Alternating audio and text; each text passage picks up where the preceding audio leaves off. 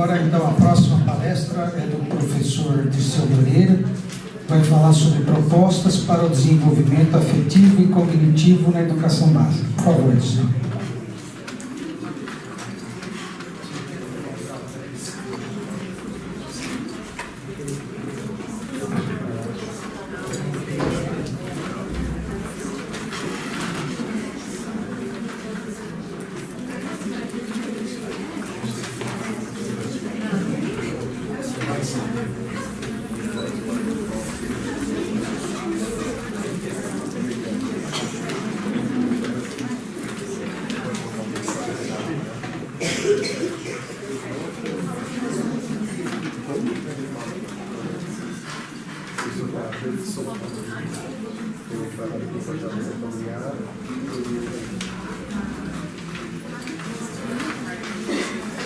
Boa tarde, gente. Eu vou falar com vocês um tema sobre engenharia e arquitetura. Bem a propósito, né?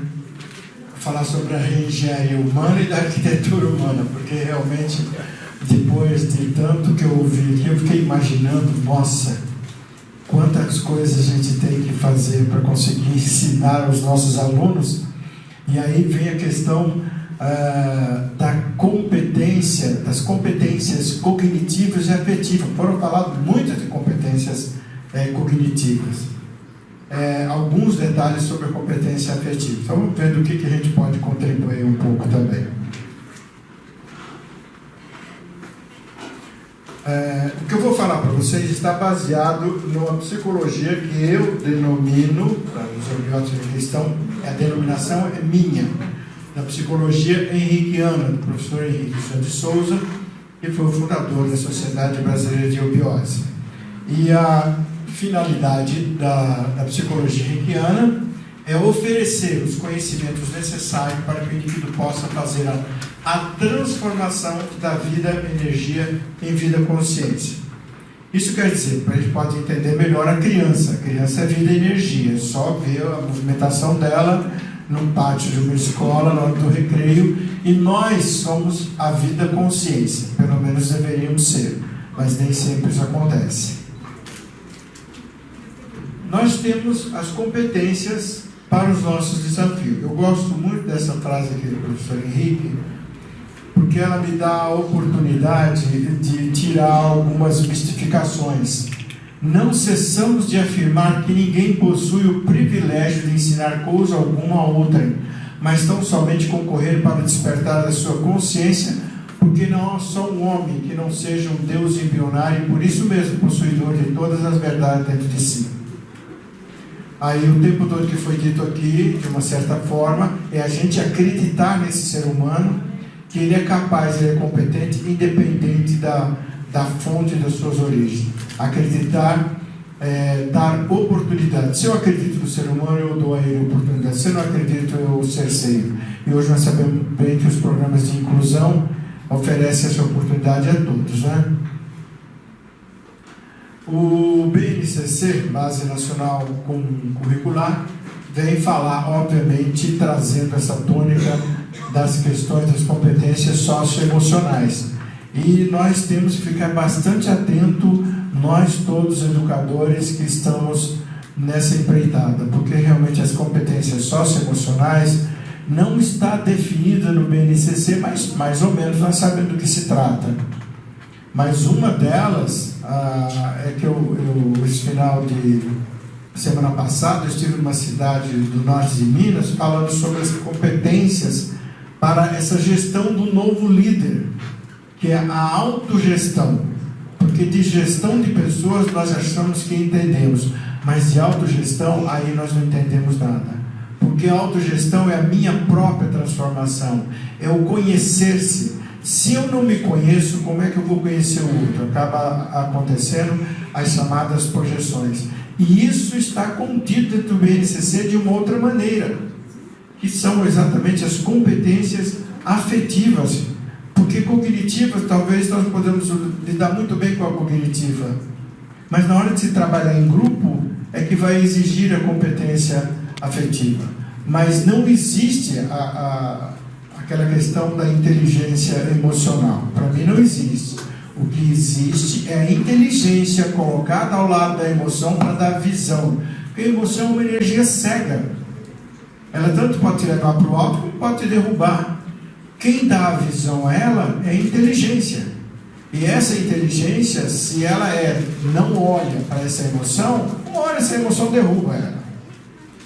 É muito comum a gente encontrar pessoas altamente competentes intelectualmente falando, e na hora de uma discussão de grupo, você vê aquela pessoa perder totalmente o controle e fala assim, nossa, a pessoa se descontrolou. Porque essa é a competência afetiva. É o domínio, a capacidade de nós dominarmos esse instinto que é a emoção. Que é uma energia poderosa de emoção,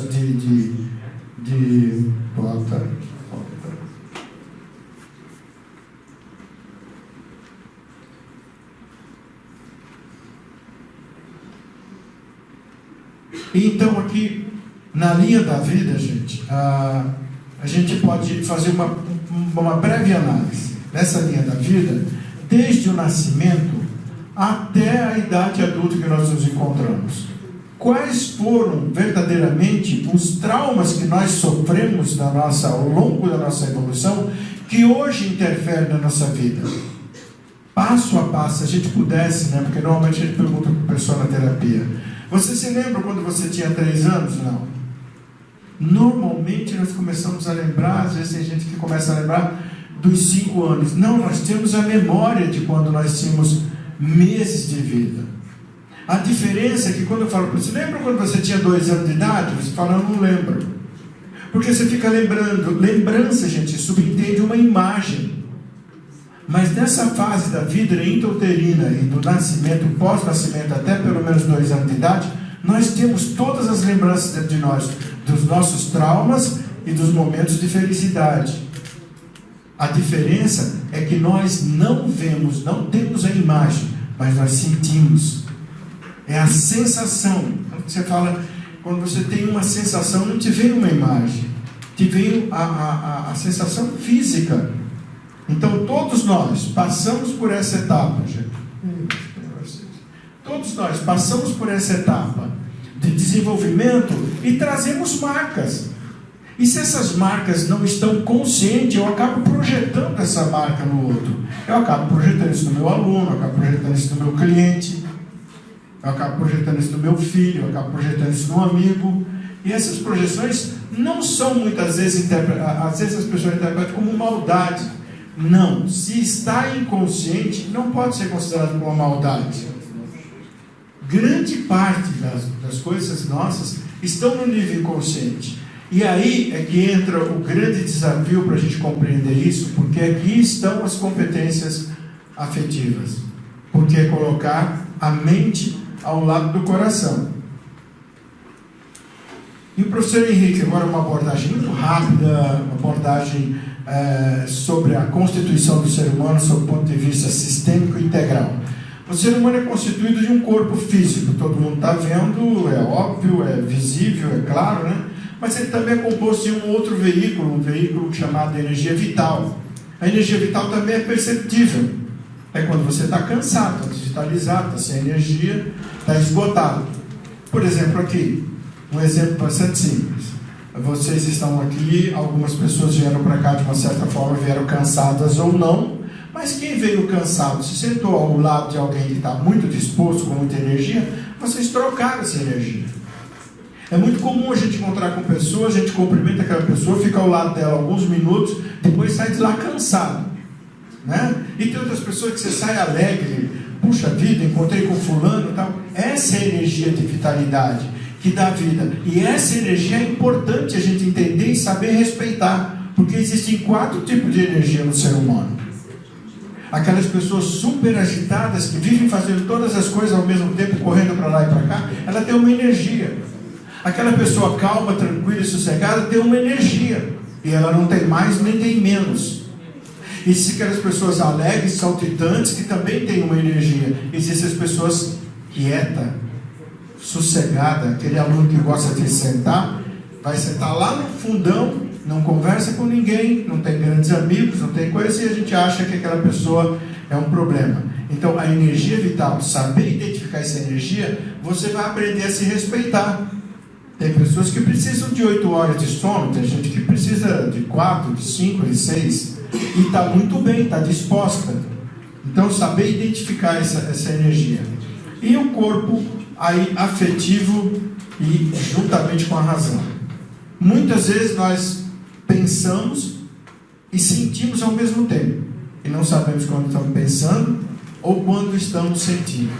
Aqui é que está o grande problema para o nosso desenvolvimento, o corpo afetivo e emocional. Aí é a sede da alma. A alma, gente, não tem nada a ver aqui com religião, nem com alma penada, nem qualquer coisa. É a sede das emoções. E aí é que elas estão para nos... E o mental concreto. O mental concreto, para vocês entenderem a diferença de mental concreto e mental abstrato, eu estou passando rápido porque é uma questão de tempo. Eu demorei 9 horas numa faculdade com os meus alunos para que eles entendessem a diferença entre mental concreto e mental abstrato. Depois eles tiveram 1 mês para preparar trabalhos para usar o mental abstrato. E talvez que todos os meus colegas disseram aí, talvez seja esse o potencial que desperta em nossos jovens. Que o mental concreto é a velocidade do som, comparando grosseiramente. E o mental abstrato seria a velocidade do som. Então, quando eles voltaram depois de 1 mês, eles trouxeram trabalho, se eu não me engano, tem 2 trabalhos guardados ainda em casa. Vocês ouviram falar recentemente daquele lixo no Oceano Pacífico, né? Os micro-organismos. Pois eles apresentaram um trabalho daquilo, fazem 17 anos isso. Eu falei assim, olha, se vocês apresentassem isso para uma empresa que se interessasse naquela época, eles teriam feito um projeto que daria dinheiro. E tudo nasceu de uma proposta de mostrar que é a criatividade. O mental abstrato já é o lado criativo, o lado inovador do ser humano. Como não temos muito tempo, mas eu vou mostrar para vocês aqui qual é a diferença entre um e outro. Então, por exemplo, se eu dissesse para vocês aqui, olha, nós precisamos construir um novo modelo de microfone. Então, todo mundo está vendo esse microfone, tá? Fica fácil? Fica, porque com o mental concreto eu já tenho uma referência. Está aqui o modelo. O modelo está aqui. Agora, vamos lá para o mental abstrato. Vocês têm 30 segundos para pensar, criar rapidamente na sua mente um esdrúvio. 30 segundos.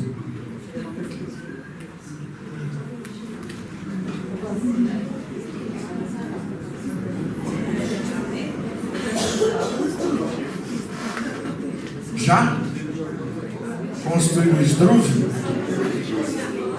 Então, gente, essa é a diferença entre a velocidade do mental concreto, porque eu tenho uma base aqui. Eu estou apresentando um modelo, mas quando eu dei o mental abstrato, aí a gente tem que começar a criar, porque não existe esdrúvio. Não existe. E se não existe, o que é que eu tenho que fazer? Aí entra a criatividade. Aí entra a velocidade desse mental abstrato. Que é capaz, esse mental abstrato, gente, é aquele que é capaz de realmente dar sentido às emoções e controlar as nossas emoções. Com o mental concreto não dá conta, não. O mental concreto só da lógica não dá conta, não. Mas alguém comentou aqui que os nossos jovens estão vindo com uma, sei lá, com uma diferença aí é exatamente isso. É o despertar do mental abstrato. Mas todos nós somos portadores dele. A diferença é como nós fazemos uso. Principalmente nós que somos todos educadores aqui, gente. Mais do que nunca nós temos a obrigação de estar à frente com esse mental abstrato. Mas acho que o Criador anda acelerando um pouco a meninada aí, né? Eu costumo dar um exemplo muito simples. Pessoas que têm filhos ou netos sabem muito bem o que acontece se você entregar um iPad na mão dele, zerinho, saído agora lançado pela Apple. Você sabe o que vai acontecer, né? Nós vamos pegar aquele negócio, vamos ficar procurando um botãozinho para ligar, né? Onde é que é? Aqui ou aqui? Aí aperta o botão e vai lá. Item número 1, encontrar o botão. Encontrou o botão? Item número 2, apertar o botão. O moleque já está lá abrindo, já está vendo o que tem que ser, já está acessando a internet. Acontece que isso é inteligência. Mas o emocional, gente, não está nessa mesma velocidade. Porque ele não tem que estar. Porque ele é uma força cega, é uma força que nos impulsiona. Aí é que vem a inteligência ao lado da emoção. A doutrina da mente e a doutrina do coração. Só que nós estamos tendo um problema sério hoje com os nossos jovens nas escolas. Por quê? Porque de uma certa maneira também foi a educação foi transferida para as escolas. Que não é o papel da escola educar, o papel da escola é desenvolver a inteligência através do ensino, através da instrução, segundo o próprio professor Henrique José de Souza.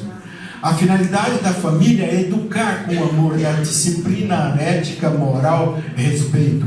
E a sociedade vai querer colher esse fruto a partir do trabalho, a partir do desenvolvimento de nova tecnologia. Mas pergunto, as 3 instâncias estão conversando?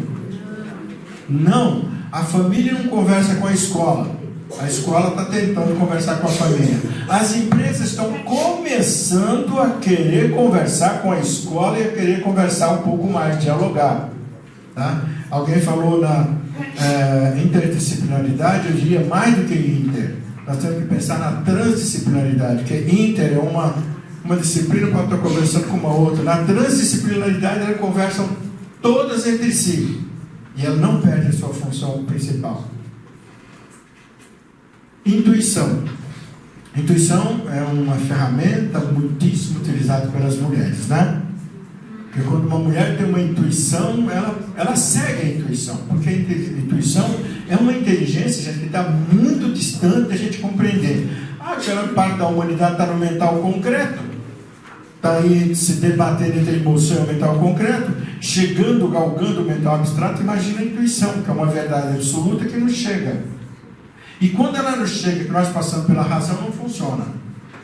Eu lembro que uma vez eu comprei um carro, estava feliz da vida, porque o carro zero, um carro novo, bonito, estava limpo, estava tudo por fora, tudo bonito. Levei minha esposa para conhecer o carro, foi uma besteira que eu fiz, porque quando ela chegou, ela falou assim: você vai comprar esse carro? Eu falei: vou. Se eu fosse você, eu não compraria. Deu um choque, né? Eu falei: como assim? Eu não compraria. Eu falei: mas você conhece o dono do carro? Não, não conheço. Você já olhou o carro? Não, não olhei. Então como é que você pode julgar uma coisa que você não viu numa pessoa? Eu falei: não, tudo bem, você quer comprar? Compra. Aí eu comprei.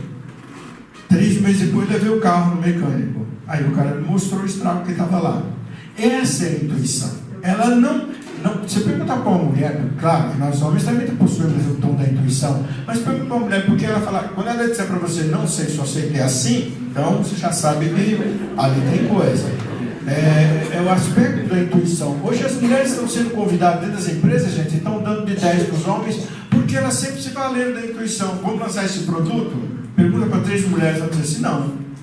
Aí os homens se desesperam. Por quê? Não sei. Mas como você não sabe o que você está dizendo porque não lança? Não sei.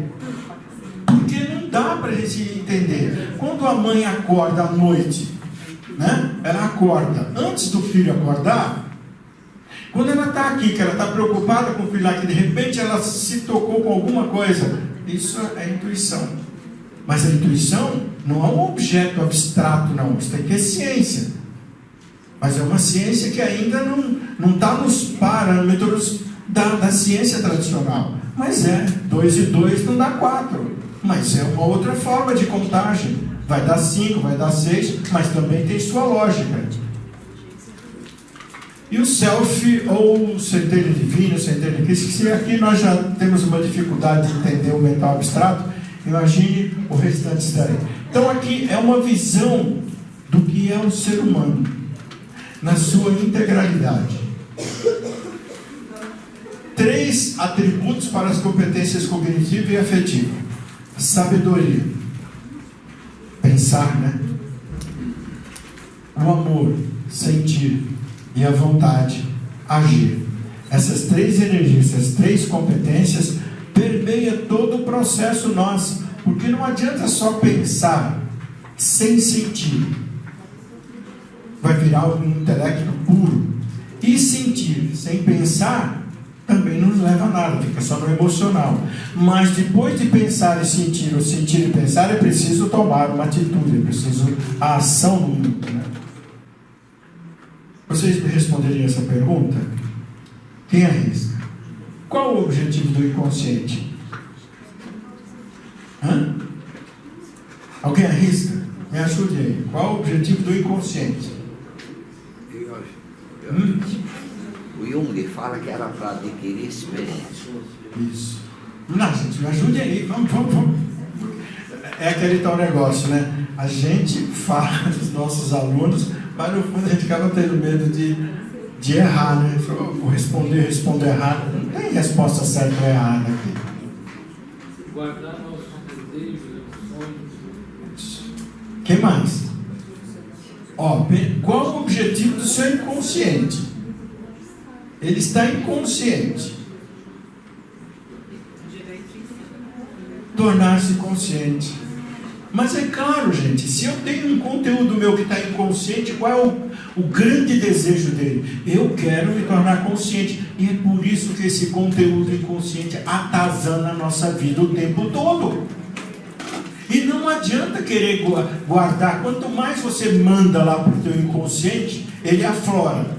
A coisa de um trauma acontecido lá na infância, ele aflora. Você manda ele para baixo, ele não fica. E se ele veio a pré-consciência, acabou. Aí ele vai estar todo dia na tua vida, até que você resolva o problema. Principalmente problemas de ordem relacional, né? Quantos temos aí, Hélio? Tá. Não tem. E as competências afetivas? Quais são elas? Alguém arrisca um? As competências afetivas. Alguém arrisca um? Então, vamos lá. Tristeza. Qual é a capacidade que eu tenho de lidar com os meus sentimentos ligados à tristeza? E tristeza, gente, não tem nada a ver com melancolia, com depressão. Mas pode levar a isso. A tristeza é um sentimento de perda. Alguém está triste, está chorando. Não se chora porque está com raiva, se chora porque está triste, né? E uma criança quando chora, quando pequenininha, que ela está chorando, e a mãe vai lá e diz, não pai, não precisa chorar não, daqui a pouco a mãe vai substituir o cachorrinho que você perdeu, a mãe vai comprar o outro. Você está simplesmente impedindo dessa criança manifestar um sentimento de perda. Que tal acolher e permitir que ela elabore aquele sentimento? Muitas famílias têm modelo que não se pode ficar triste. Eu tinha uma cliente minha que ela não podia demonstrar tristeza. Porque quando criança, a mãe dela costumava comparar ela com outra irmã. Falou, olha, enquanto você fica aí se divertindo, brincando, olha a sua irmãzinha. A irmã dela tinha síndrome de Down. Ela não se dava o direito de expressar o oposto da tristeza, a alegria. Porque ela era convidada o tempo todo, ela era cobrada o tempo todo. Então cada um de nós vamos trazendo esses modelos. Então vamos vendo aí, para depois a gente ver qual é o que a gente tem que ter de competência. A raiva. A raiva não significa agressão e nem violência. É o ofendido, é o indignado. O carinho, o afeto, é o amor tal, o amor passional, o amor paixão. Não estou falando de amor. Amor é amor, paixão é paixão. Tem que dizer sim, o homem de paixão. Eu acredito que seja uma forma de se expressar. Mas o amor é uma coisa, a paixão é outra. É muito diferente. O amor é ligado à sabedoria. A paixão é ligada à emocional. E o medo é diferente do pavor e do pânico.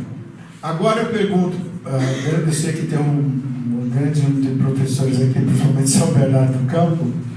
Eu pergunto, professor, a gente pode entrar triste na sala de aula? Pode, mas não deve, né? E nós podemos expressar raiva na escola, em sala de aula? Pode, mas não deve. Nós podemos expressar medo em sala de aula? Pode, mas não deve. E o que sobrou para nós, gente? E alegria. aí pode e deve. E eu pergunto a vocês, onde é e o que é que nós vamos fazer com a tristeza, com a raiva e com o medo? Nós vamos transformar isso em selinhos de colesteróis. Selinho de colesterol. Cada vez que você tem um impulso, você demonstrou o medo, você não pode demonstrar o medo. É um selinho de colesterol, você engole. Você sentiu uma raiva, você engole. Desmistificando então tudo isso. Eu posso expressar raiva na minha escola? Eu posso, porque a raiva não é violência. É confrontar, para depois se defrontar. Confrontar, por exemplo, você marca com uma amiga sua às 2 horas na sua casa, ela chega lá às 4 horas. Nós olhamos para a pessoa pede desculpa, não, tudo bem. Tudo bem nada, a sua cara não está dizendo nada de tudo bem, está dizendo que foi ruim, mas você não expressa, você guarda aquele sentimento de você e engole aquele sentimento. É engolir sapo. É possível sim eu confrontar essa pessoa, ela continuar me amando? Sim, eu vou dizer a ela, da próxima vez eu não vou lhe esperar mais. E não espera, porque assim você vai dar a oportunidade dela aprender. E o medo? O medo não sendo pânico e desespero, será que nós não podemos dizer para uma pessoa, olha, eu estou inseguro, eu estou com medo de fazer esse exame. Será que eu não posso demonstrar isso? Posso. E a tristeza? É claro que eu posso. Não é pânico, a tristeza não é depressão. Então eu posso expressar esse sentimento.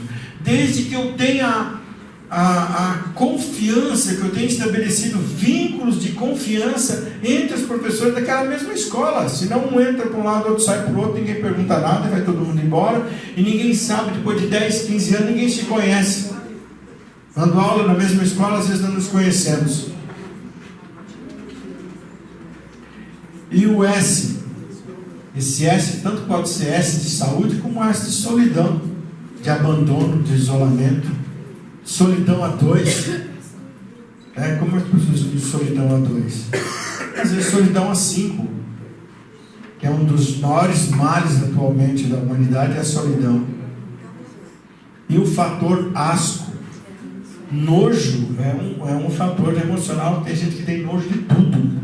Qualquer coisa, ai que nojo, ai que nojo, ai que miojo. Agora, para transcender isso, eu faço através da minha capacidade de gerar recursos para eu superar isso tudo, que é a inteligência colocada ao lado do coração. É claro, o tempo é curto. Quando faço um trabalho como esse, eu faço capacitação com professores, normalmente 3 dias. E aí eu sei muito bem do que isso acontece na vida do professor, o estrago que isso faz. Às vezes eu vou para alguma cidade do interior, vou fazer uma capacitação, normalmente capacitação eu gosto, quando as prefeituras oferecem 2 dias, já está bom, mas 3 dias é excelente, porque lá eu monto o meu consultório ao lado e atendo os professores que quiserem fazer a terapia de 10 minutos. Aí eu sei do sofrimento deles. Eu sei muito bem o que passa os nossos professores. Então, aí, ao invés das tramas, é o amarte. Primeiro, o medo é as pessoas que têm respeito às leis naturais. Quem não tem medo, não tem medo de lei natural, nada, vai fazer qualquer besteira. O cara não tem medo nenhum, vai atravessar a rua, sem olhar para lado nenhum. A alegria é a felicidade, é o êxtase, é aquele transbordar do cálice, mas com felicidade, não transbordar do cálice de mágoas, águas. Raiva, luta pelo dever, luta pela dignidade. E a tristeza passa a ser um ponto de reflexão. E a solidão, uma saudade, uma meditação. Tem gente que é capaz de convencer que você está triste. Chega para você e olha para você, você não está bem hoje, está triste? Está triste, professor? Está sim, você está com cara de triste. Não está triste? Não. A pessoa vai falando, mas como que eu estou triste? Está triste? Aí convence. E mais as pessoas que trazem uma energia, que querem passar aquela energia de desânimo para você. Gente, não reclame se estiverem jogando pedra. Porque ninguém joga pedra em árvore que não dá fruto. Se estão jogando pedra em você, é porque você está incomodando, é porque você tem energia. Vai em frente.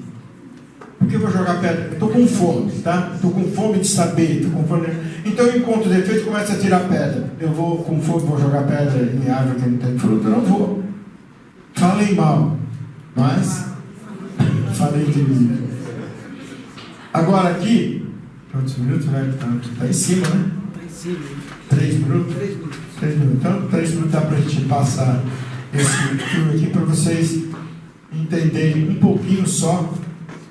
É claro que durante esse tempo muito curto para a gente falar, mas eu tive recentemente uma experiência numa cidadezinha no norte de Minas, gente, cidade de 6 mil habitantes. Um empresário que trabalhava lá, um rapaz, um garoto, saiu, veio para São Paulo e ficou muito rico. Voltou para a cidade dele e investiu na cidade. Ninguém jamais construiu um centro como aquele para 2.000 pessoas numa cidade de 6 mil.